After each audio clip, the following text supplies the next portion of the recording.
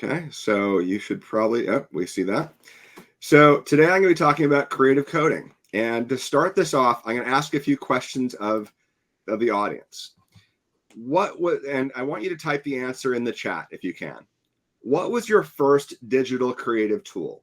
It could be Adobe Express, Photoshop, Paint, MS Paint, whatever it is, Mac Paint. Type in the chat your first creative tool. Corel Draw, yeah. Macromedia Flash, definitely.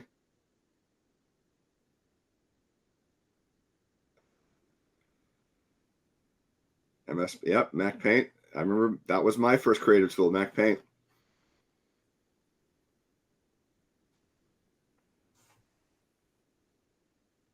Okay, now I want you to think about what was your first coding language or coding tool, and type that in the chat now too.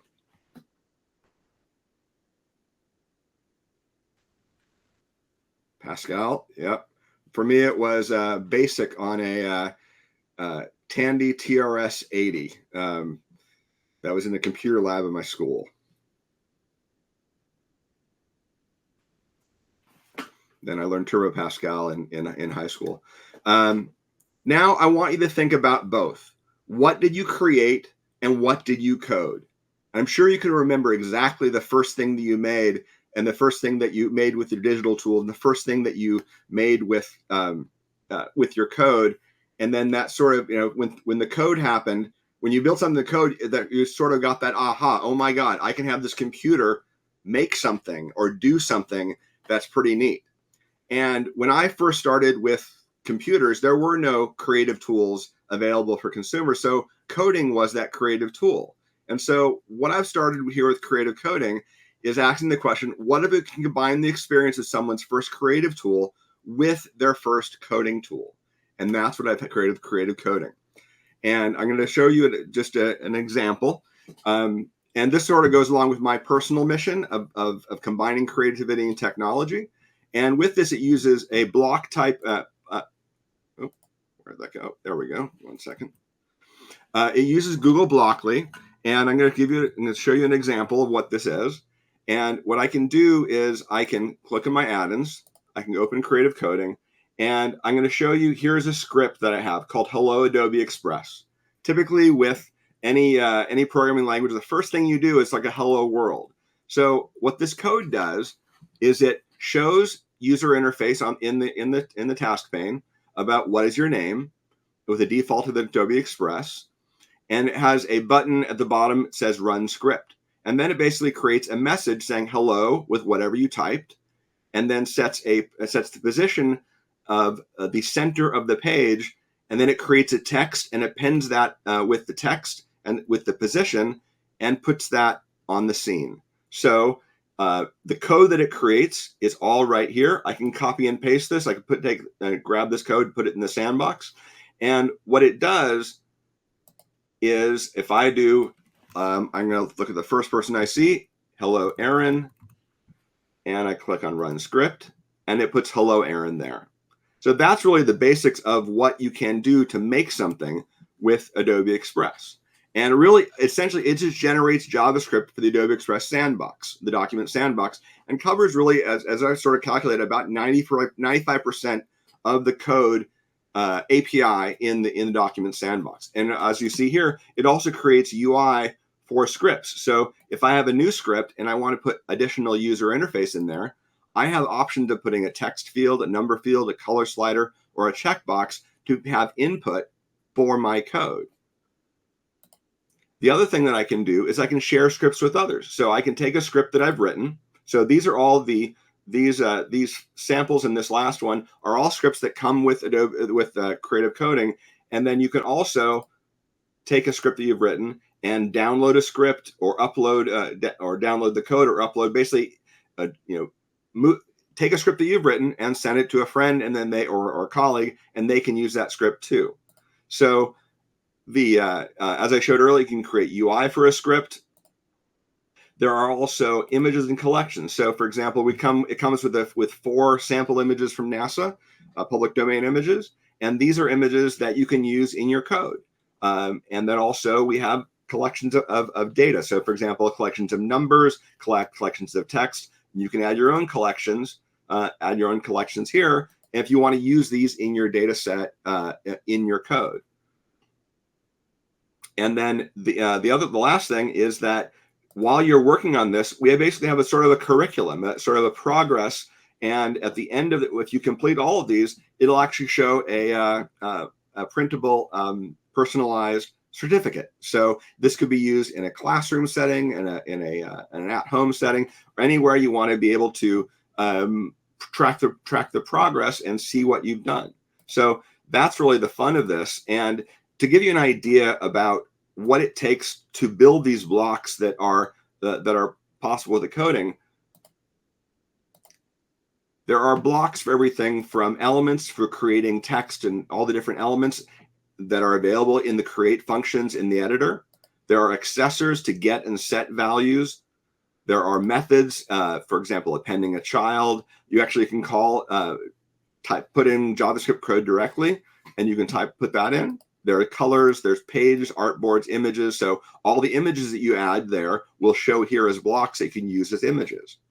The other things you can have is work with the collections, and then the user interfaces I showed earlier. And then you can have your scripts call other scripts. So all the scripts that you've created that are in your collection are all listed here, and you can have one script call another script. And then the output of the console. And these are all sort of standard blocks for everything from logic to loops to math to text to arrays that are standard in Blockly, which is the Google framework this is all based on. You also can work with variables and create functions. And then I've created some for actually with my other business, which is Gallerist. And I'll show you that in a moment. So with all of these, the way that you create blocks is Google has a Blockly developer tool. So for example, a block that I'm working on right now, this is about an API you'll learn about later in the call, is that the bring into view API. It basically has a single parameter called a node. And then this is the Blockly developer tool where I can have a bunch of different, every block that I've designed is in here. And so for example, in my multi-line text there is a insert parent. So this is how you basically design all the fields and inputs that go into a block. And then it then creates a block here, and it gives you the definition template and the stub to create that code. So to show you what happens is that, for example, that block that I showed you earlier that I was working on,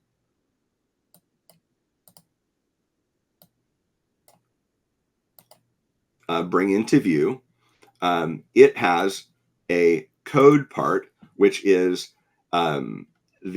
this is the JavaScript, the JSON that's created that defines that block. That was done directly in the Blockly developer tool. And then from the JavaScript code, this basically shows the code in JavaScript that then gets inserted into the structure that then goes and creates that block. So the next version update I do with creative coding will have this new API in it as well. And what I was talking about earlier is that, one of the fun thing about creating these is I created some blocks that didn't relate specifically to anything in Express, but related to my business. So for example, I have blocks that are get data from a gallery. And so the gallery I'm talking about is I have a business called Gallerist, and Gallerist creates 3D virtual art galleries from Adobe Lightroom and images that you upload. So I can see all of the images that are in this gallery.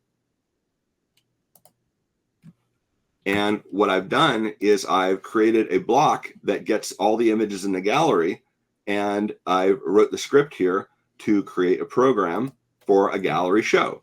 So what this does is it grabs the images and then arrays them with a certain height and a certain padding on the left side here. And then what I would do next, I'd add the text and things like that. So the cool thing is you can create your own blocks. I can create my own blocks here, and to do more interesting things to sort of add to the vocabulary of somebody building something creative coding. The next thing I want to show you is how I look at the data that I'm collecting based upon the data that's offered from from the Adobe Express API. And I've done this by pulling that data and putting it into a Power BI dashboard.